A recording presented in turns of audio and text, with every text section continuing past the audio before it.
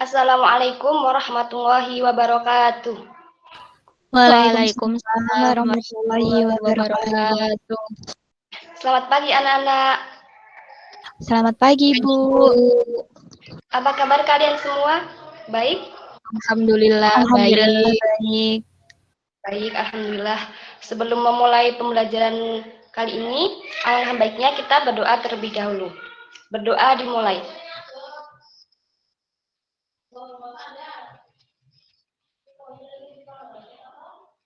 Berdoa selesai. Sebelumnya Ibu mengecek kehadiran terlebih dahulu ya.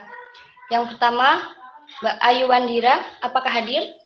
Hadir, Bu. Yang kedua, Mbak Munawirah Fitriana, apakah hadir? Hadir, Bu. Hadir semua ya.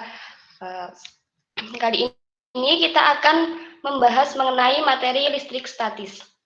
Ada yang tahu apa perbedaan listrik statis dan listrik dinamis? Ada yang tahu? Setahu saya cuma listrik statis, Bu. Baik, coba Mbak Ayu sebutkan listrik statis apa? Listrik statis itu listrik yang tidak mengalir atau diam, dan perpindahannya arusnya terbatas. Kalau saya coba untuk listrik dinamis ya, Bu, sepaham saya itu listrik yang bergerak atau mengalir. Betul sekali. Ya, listrik statis itu listrik yang diam. Kemudian listrik dinamis, listrik yang mengalir. Oke, kita akan membahas mengenai listrik statis. Sebelumnya Ibu screen share dulu ya. Baik, Bu.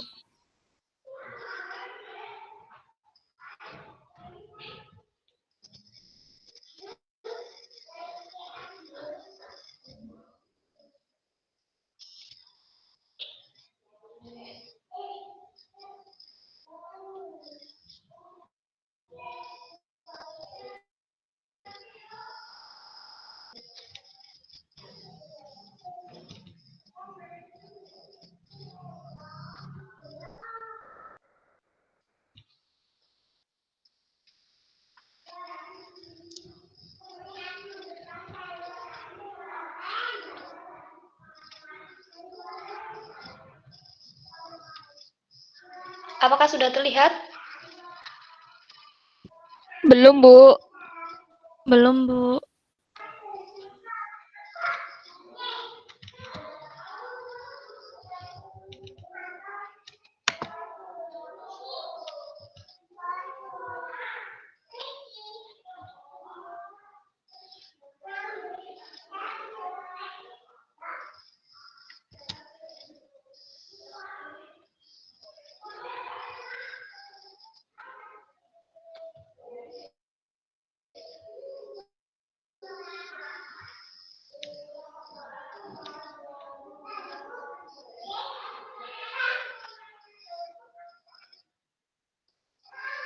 Belum terlihat ya?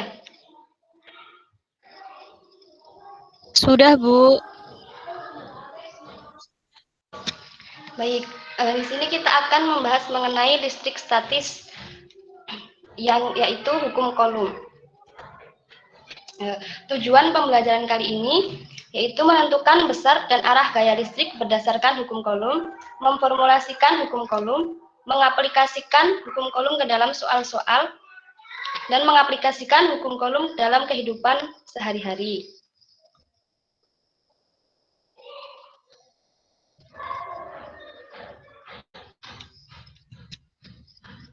Kemudian listrik statis adalah kumpulan muatan listrik dalam jumlah yang tetap atau statis atau ketidakseimbangan muatan listrik pada benda. Contoh fakta kehidupan yaitu menggosok-gosokkan penggaris plastik ke rambut, kemudian didekatkan pada sobekan kertas atau kertas kecil akan menempel pada penggaris, seperti magnet. Fenomena ini berkaitan dengan listrik statis.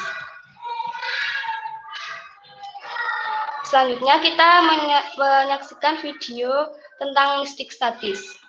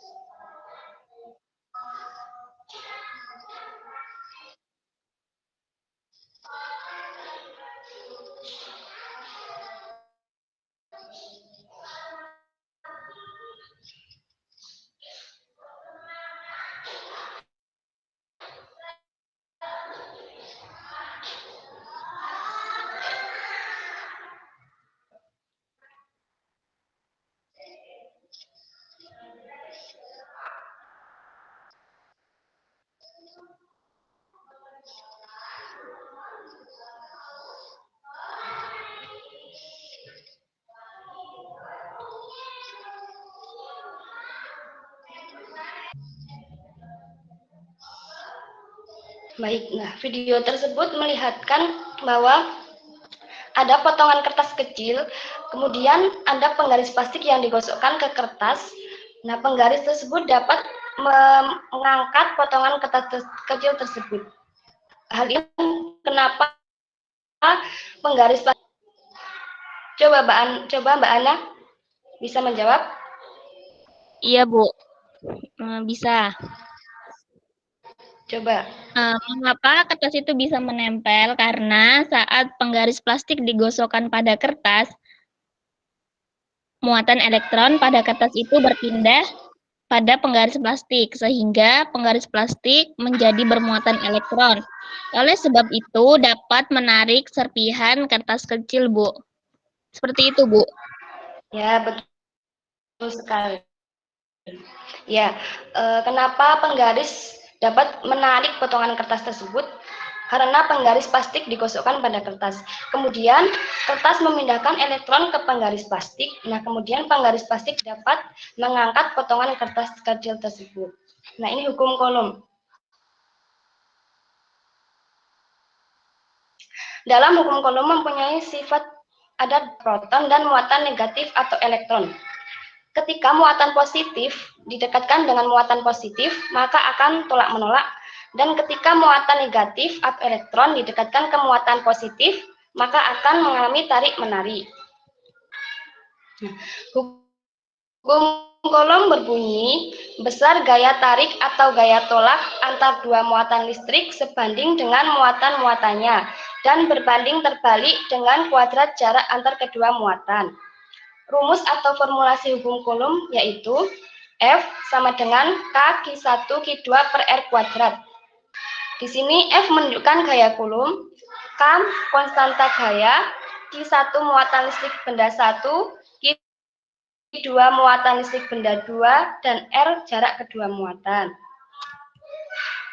Kemudian terdapat gaya Coulomb dalam bahan. Bila medium muatan bukan vakum atau udara, maka besar gaya Coulomb antar medium memiliki permitivitas relatif epsilon R, maka tetapan epsilon 0 harus diganti dengan permitivitas bahan yang dirumuskan dengan epsilon sama dengan epsilon R kali epsilon 0. Ini untuk rumus gaya Coulomb dalam bahan. Untuk ruang hampa atau udara, K sama dengan 1 per 4 pi epsilon 0. Untuk bahan zat lain, epsilon sama dengan epsilon 0, epsilon R kali epsilon 0. Kemudian selanjutnya yaitu fenomena listrik statis dalam kehidupan sehari-hari. Sebelumnya ada video, mari kita simak terlebih dahulu.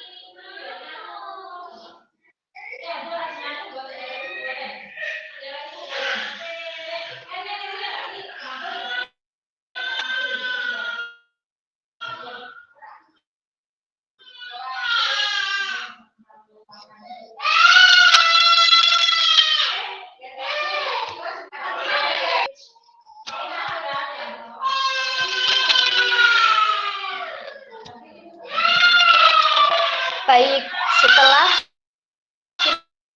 kita menyaksikan video tadi, sekarang ada soal mengapa petir bisa menyambar benda-benda di bumi. Yang kedua, apakah kita bisa cegah? Yang ketiga, konsep listrik statis apa yang berpengaruh dalam kejadian tersebut? Kalian, saya beri waktu 3 menit untuk mengerjakan soal ini. Kemudian nanti begitu, apakah ada yang ditanyakan? Tidak, Bu. Baik, kerjakan terlebih dahulu ya. Baik, Bu.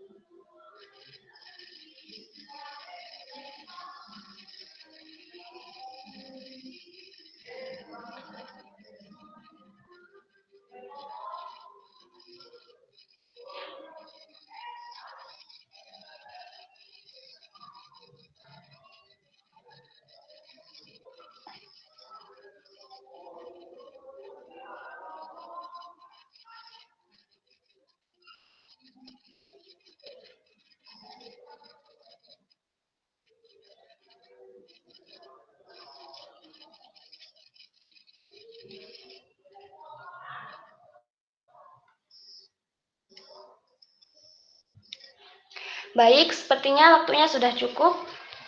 Sekarang kita bahas satu persatu. Yang pertama, mengapa petir bisa menyambar benda-benda di bumi? Saya, Bu, mau menjawab Ya. nomor 1. Ya, silakan. Petir bisa menyambar benda-benda di bumi disebabkan karena perpindahan elektron. Ketika langit kelebihan elektron, petir pun muncul mengarah ke daerah yang memiliki elektron yang lebih sedikit.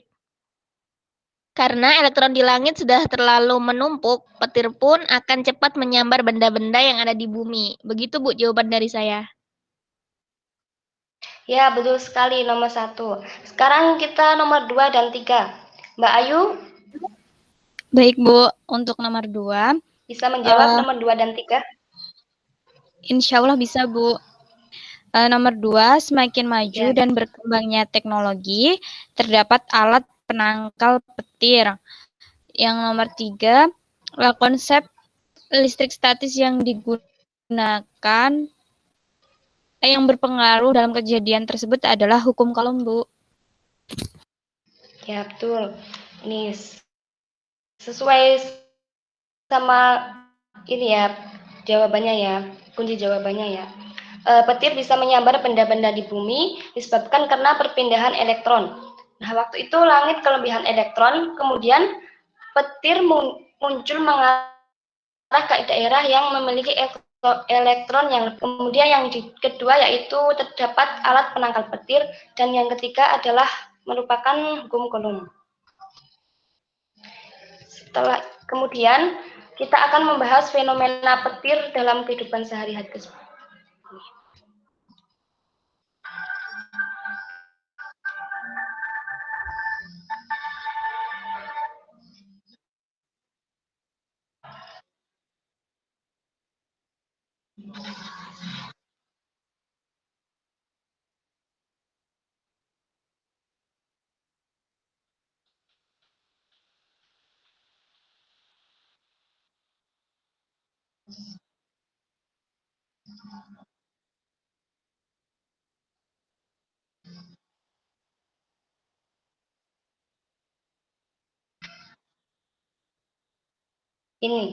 Ini juga merupakan contoh dari listrik statis ya. Ketika kita mendekatkan ke layar TV, maka akan merasa kayak kesetrum seperti itu.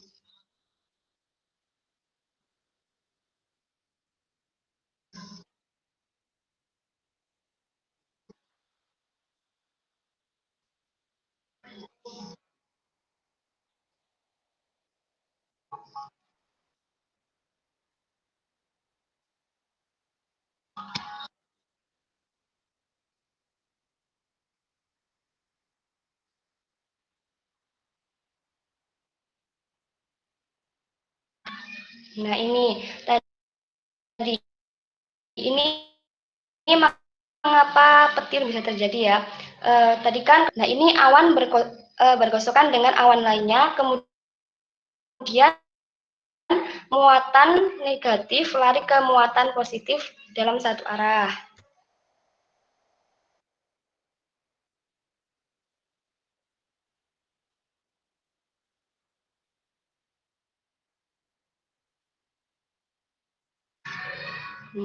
Kemudian di awan yang satu sisi tersebut mengumpul sebuah muatan negatif. Nah, karena awan sudah kebanyakan, kemudian awan membuang muatannya ke bumi.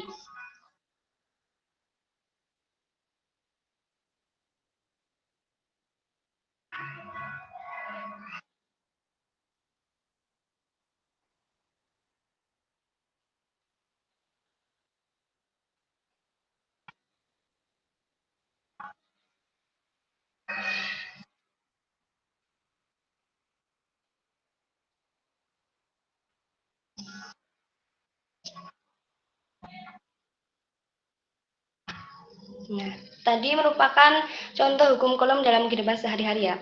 Hukum Coulomb kan ada interaksi antara muatan positif dan muatan negatif.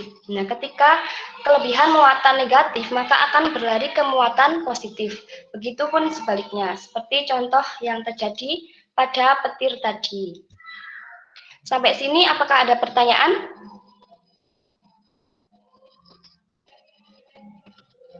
Belum ada, Bu. Ya. Paham kan ya? Mohon maaf, konfirmasinya apakah paham?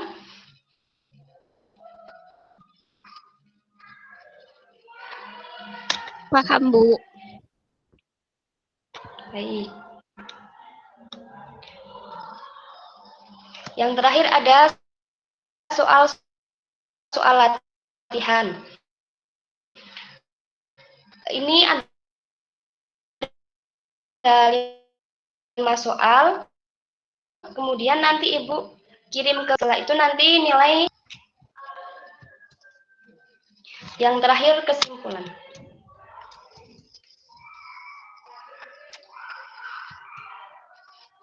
Apakah ada yang bisa menyimpulkan pertemuan pada pagi hari ini? Saya, Bu, izin menyimpulkan. Baik, Mbak Ayu, bagaimana? Benda yang bermuatan sejenis akan tidak menolak benda yang bermuatan berbeda. Benda yang bermuatan sejenis akan tak menolak benda yang bermuatan berbeda, akan tarik-menarik. Hukum Coulomb menyatakan besar gaya listrik sebanding dengan muatannya dan berbanding terbalik dengan kuadrat jaraknya. Betul sekali. Ini ya. Tadi kan sudah dijelaskan ya, benda yang bermuatan sejenis akan tolak-menolak dan berlainan jenis akan tarik-menarik seperti tadi. Ketika terjadinya petir ya.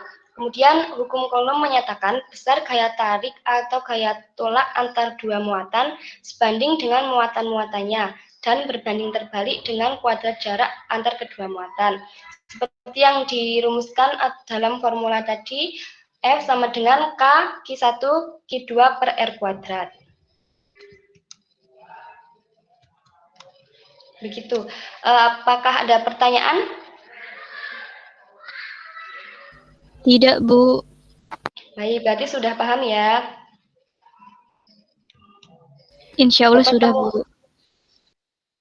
Baik, untuk pertemuan berikutnya kita akan mempelajari kuat medan listrik. Sedikit gambaran, kuat medan listrik adalah besaran yang menyatakan gaya kolom persatuan muatan di suatu titik. Untuk tugasnya tadi Google Classroom dan kalian mempelajari materi kuat medan listrik sebagai bekal pertemuan selanjutnya. Baik, Bu.